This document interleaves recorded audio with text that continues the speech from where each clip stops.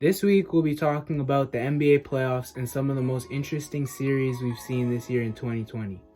First off, the top teams going into the NBA playoffs this year were the Milwaukee Bucks, the Los Angeles Clippers, the Los Angeles Lakers, the Miami Heat were expected to make a big run, the Boston Celtics, the Houston Rockets, and the Denver Nuggets. The defending champions, the Toronto Raptors, ended the season with a 53-19 record as the second seed and were also expected to make a big run.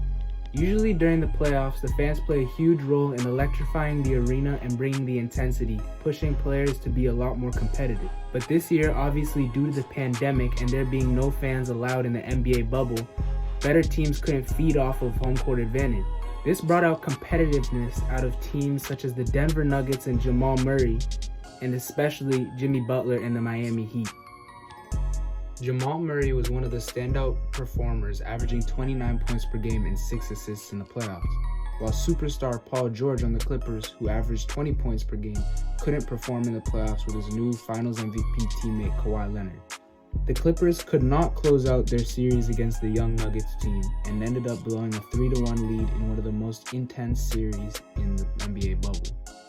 In the long run, Kawhi and Paul George did not have enough time to build chemistry, and teammates were annoyed with how the superstars were being treated by the Clippers organization.